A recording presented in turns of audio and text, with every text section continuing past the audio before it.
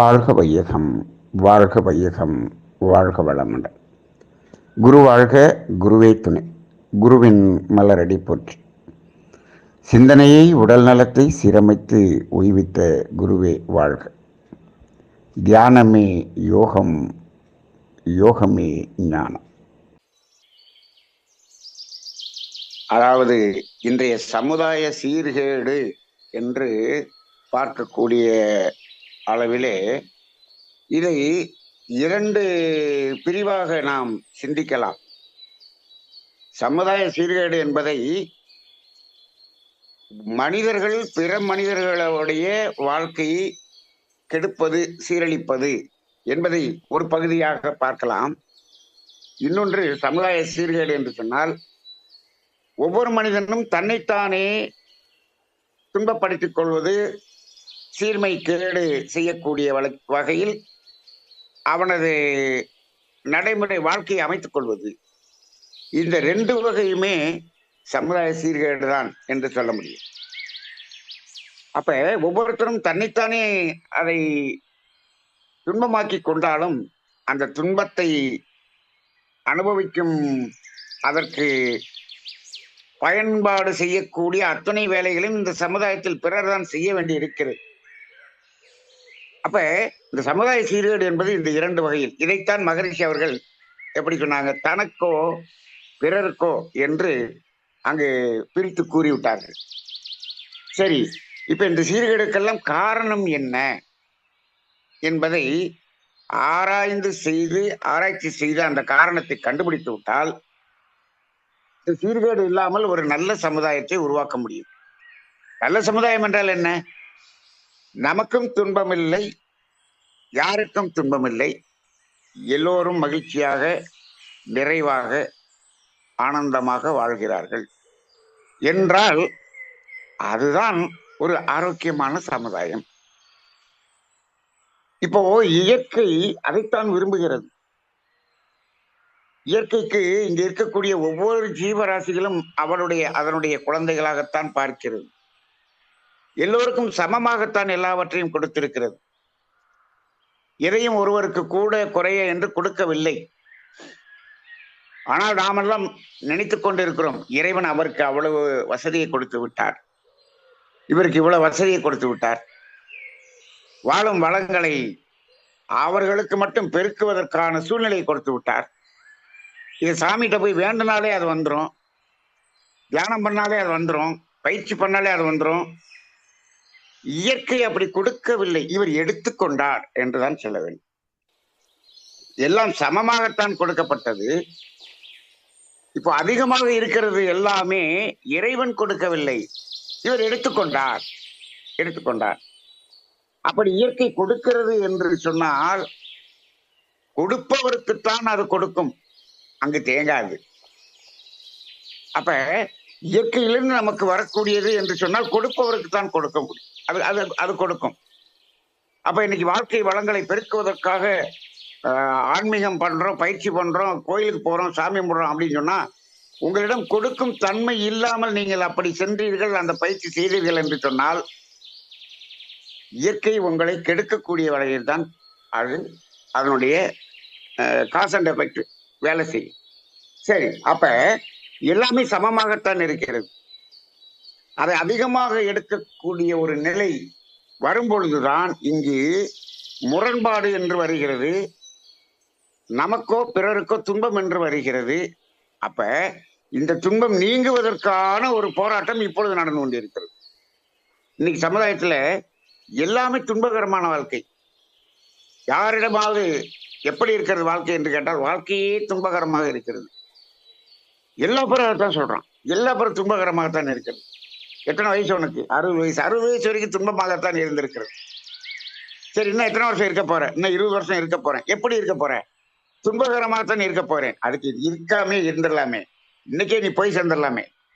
அப்படியெல்லாம் பார்த்தோம் அப்படின்னு இன்னைக்கு இருக்கக்கூடிய எல்லா மனிதர்களும் செத்து விட வேண்டும் என்ற ஒரு நிலைதான் வரும். ஏன்?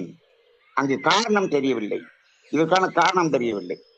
இந்த காரணத்தை நாம் எதிலிருந்து, இயற்கையிலிருந்து விலகி நின்று நாம் இப்பொழுது சீர்கேடாக மாற்றி இருக்கோமோ அதற்குரிய காரணத்தை இந்த சமுதாயத்துக்கு சொல்லக்கூடியதுதான் அறநெறி. அறநெறிங்கிறது அறம் என்றால், அறம் என்பது என்ன?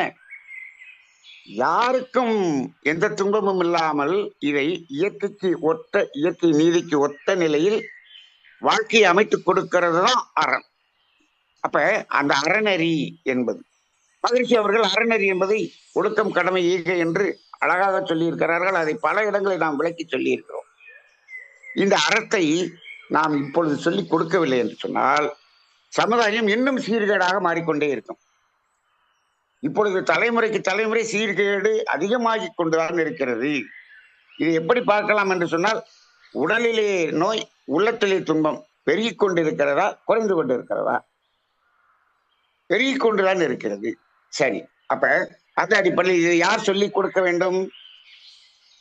நாம், நமது குழந்தைகள் துன்பம் இல்லாமல் இருக்க வேண்டும் என்ற அக்கறை நமக்கு தான் முதலில் வர வேண்டும். பெற்றோர்கள் சொல்லிக் கொடுக்க வேண்டும். பெற்றோர்களே அப்படி சொல்லிக் கொடுப்பதில்லை. பெற்றோர்களுக்கு என்ன தெரிந்து வைத்திருக்கிறார்கள்? நல்லா படிச்சு, நல்ல மார்க் வாங்கி, நல்ல சம்பாரிச்சு, நல்ல பணம் சம்பாரிச்சா நீ வாழ்க்கையில நல்லா இருக்கலாம், இப்படி சொல்லக்கூடிய பெற்றோர்கள் தான் இருக்கிறார்கள். ஆனால் அவர்களுக்கு தேவை என்றால் என்ன, அறம் என்றால் என்ன, எதுவுமே தெரியவில்லை. சரி, நமக்கு தான் தெரியல அப்படின்னு சொல்லி அப்ப முன்னாடி குருகுலத்துக்கு அனுப்புனாங்க, இப்ப பள்ளிக்கூடத்துக்கு அனுப்புறோம். இப்போ ஞாயிற்றுக்கிழமை படையல் சிவா அவர்கள் அவருடைய அந்த பேச்சு ஆரம்பிக்கும் போது சொன்னார்கள், எனக்கு ஆன்மீக ஆர்வத்தை கொடுத்தது எனது பள்ளியில் எனக்கு பாடம் சொல்லிக் கொடுத்த தமிழாசிரியர் தான் எனக்கு அதை ஊற்றினார் என்று அவர்கள் இன்ட்ரோடக்ஷன்ல சொன்னாங்க. ஒரு பள்ளி ஆசிரியர் இவரை இந்த ஆன்மீகத்தில் நுழைவதற்கு காரணமாக இருந்திருக்கிறார். இந்த அளவுக்கு இன்னைக்கு சமுதாயத்தில் ஒரு சமையல்ல இவ்வளவு மாற்றத்தை ஏற்படுத்தக்கூடிய அளவுக்கு அவரை உயர்த்துவதற்கு ஒரு ஆசிரியர் காரணமாக இருந்திருக்கிறார் என்று அவர் சொன்னது, அதை கேட்கும் பொழுது, அப்படி அறத்தை சொல்லிக் கொடுக்கக்கூடிய ஆசிரியர்கள் இருந்தார்கள். இப்போ இந்த ஆசிரியர் செலக்ஷன் என்பதே அறம் சார்ந்தவர்களை செலக்ட் பண்ணணும்னு அவசியம் இல்லை என்று ஆகிவிட்டது. ஏன்? பள்ளி கல்லூரியில் அறம் சொல்லிக் கொடுக்க வேண்டிய அவசியம் இல்லை. மாரல் எஜுகேஷன் எதுவும் தேவையில்லை. இது பணம் சம்பாதிக்கக்கூடிய கல்வியை மட்டும் சொல்லிக் கொடுத்தால் போதும். எழுத்தறிவு, மொழி அறிவு, தொழில் அறிவு மட்டும் இருந்தால் போதும். இயற்கை தத்துவ அறிவு, ஒழுக்க பழக்க அறிவு எடுத்து விட்டார்கள். அப்ப அங்க ஆசிரியர்களிடமும் அறம் இல்லை, அவர்கள் சொல்லித் தருவதும் இல்லை. அப்ப நாம என்ன பண்றோம்? பணம் சம்பாதிக்கிறது நோக்கமாக பள்ளிக்கூடத்துக்கு அனுப்புறோம், அங்கே அதை தான் சொல்லி தரப்படுகிறது. அப்ப அது சமுதாயம் சீர்கேடா இருக்கிறது. சமுதாயத்தை எல்லாம் எல்லாத்தையும் அமைதியாக மகிழ்ச்சியாக வைத்துக் கொள்ள வேண்டிய பொறுப்பு அங்கு யாருக்கு இருக்கிறது? அதிகாரிகளுக்கும் அரசியல் தலைவர்களுக்கும். அவர்கள் நாங்கள் தொண்டு செய்ய வருகிறோம். என்ன தொண்டு செய்ய வருகிறோம்? சமுதாய தொண்டு செய்ய வருகிறோம். எப்படி? சமுதாயத்திற்குள் மக்களுடைய துன்பங்களை எல்லாம் போக்குவதற்காக நாங்கள் வருகிறோம் என்று வந்துவிட்டு அவர்கள் செய்யக்கூடிய காரியங்களை எல்லாம் இப்பொழுது மீடியாக்கள்ல பார்த்தோம்னா அது அறத்துக்கு முரணானதில் உச்சகட்டமான நிலையை அவர்களும் செய்து கொண்டிருக்கக்கூடிய நிலை இருக்கிறது. அங்கும் அறம் என்றால் என்னென்று தெரியவில்லை. அப்ப சமுதாயமும் அப்படி சீர்கேடுக்கே போய்கொண்டிருக்கிறது. அப்ப இந்த நிலையில் யார் இதற்கு பூனைக்கு மணி கட்டுவது என்று ஒரு நிலை வந்து விட்டது. அப்போ முன்னொரு காலத்தில் இந்த அறம் என்பதை சொல்லிக் கொடுப்பவர் யாராக இருந்திருக்கிறார் என்று சொன்னால், ஆன்மீக தலைவர்கள், மருத்துவர்கள், ஜோதிடர்கள், இவங்க 3 பேரும் அறத்தை சொல்லிக் கொடுக்கணும். ஏன்னா இப்ப பாருங்க, அந்த உடல் ரீதியாக இருக்கக்கூடிய துன்பத்துக்கு துன்பம் போக்கக்கூடிய வேலையை செய்பவர் மருத்துவர் தானே. அப்ப அவர் காரணத்தை கண்டுபிடித்து அவரை அந்த நோய்க்கு ஆட்படாமல் வாழ்வதற்குரிய வழியை சொல்லிக் கொடுக்கிறது தானே மருத்துவர் வேலையை. அப்ப அவர் அறம் சொல்லிக் கொடுக்க வேண்டும். அப்ப ஒரு மருத்துவருக்கு அறம் தெரிய வேண்டும். இன்னைக்கு இருக்கக்கூடிய விஞ்ஞான மருத்துவருக்கு அறம் என்றே தெரியவில்லை. அறத்துக்கு முரண்தான் அவருக்கு தெரிகிறது. அவருக்கு அறம் தெரிந்திருக்க வேண்டும். ஒரு ஜோதிடர், அவர் வாழ்க்கை சிக்கல்களுக்கான ஒரு தீர்வை கொடுக்கக்கூடியவராக இருக்கிறார். அவர் எப்படி கொடுக்க முடியும்? அவருக்கு இந்த அறம் படி நீங்கள் மாறினால் இது மாறும் என்று, அதுதான் பரிகாரம் என்று அவர்கள் சொல்லி இருக்க வேண்டும். ஜோதிடர்களுக்கும் அந்த கடமை இருக்கிறது. ஆன்மீகவாதிகள், ஆன்மீகம் சொல்லிக் கொடுப்பவர்கள் அனைவருக்கும் இந்த சமுதாயத்திற்கு அறம் என்றால் என்ன என்று சொல்ல வேண்டிய கடமை இருக்கிறது. அப்ப அந்த 3 நிலைகளிலும் இந்த சமுதாய பொறுப்பை ஏற்று இருப்பவர்களாக அவர்கள் இருக்கிறார்கள். ஆக இப்பொழுது எல்லா இடத்திலும் இந்த அறம் என்பதே இல்லாத ஒரு நிலை வந்துவிட்டது. ஆனால் வேதாத்ரி மகரிஷி அவர்கள் இந்த அறம் என்பதற்கு அற்புதமான விளக்கத்தை எளிமையாக புரிந்து கொள்ளக்கூடிய வகையில், அதை விட ஒரு அண்டர்லைன் பண்ண வேண்டிய ஒரு வார்த்தை, புரிந்து கொள்ள மட்டுமல்ல, அதை நடைமுறைப்படுத்தக்கூடிய அளவில் நமக்கு அறநெறி என்பதை கொடுத்திருக்கிறார். இதெல்லாம் நமக்கு ஆகாதுப்பா அப்படின்னு அப்படி ஒதுங்கிட்டு போற மாதிரியான சூழ்நிலைக்கு அந்த அளவுக்கு தான் நிறைய பேர் கொடுத்தாங்க. ஆன்மீகமா அதெல்லாம் இந்த வயசுல தேவையில்லைப்பா, இந்த வயசுலயே நீ ஆன்மீகத்துக்கு போனீங்கன்னா என்ன ஆகிறது? அப்படி அல்ல. அறநெறியில் வாழ்வதுதான் ஆன்மீகம். அது எப்பொழுது இருக்க வேண்டும்? அந்த 3 வயசுல உனக்கு சொல்லிக் கொடுக்கணும். ஒரு குழந்தைக்கு காது குத்துறது அப்படிங்கிறதே அந்த காதில் இந்த அறத்தை போதிப்பதுதான் காது குத்துறது. இன்னைக்கு எல்லாரும் கிடா வெட்டி காது குத்துறதோடு நிறுத்திட்டான். ஆக அந்த அளவில் இந்த அறநெறி என்பதை எளிமையாக நமக்கு நடைமுறைப்படுத்தக்கூடிய அளவில் கொடுத்திருக்கிறது வேதாத்ரி மகரிஷி அந்த வாழ்க்கை தத்துவத்திலே. அப்ப இப்பொழுது பல்கலைக்கழக துணைவேந்தர்கள் 2 பேர் மகரிஷியினுடைய இருக்கக்கூடிய மேடையில் கூறுகிறார்கள், நாங்கள் பணம் சம்பாதிப்பது எப்படி என்பதை எங்களது பல்கலைக்கழகங்கள் சொல்லிக் கொடுக்கிறது.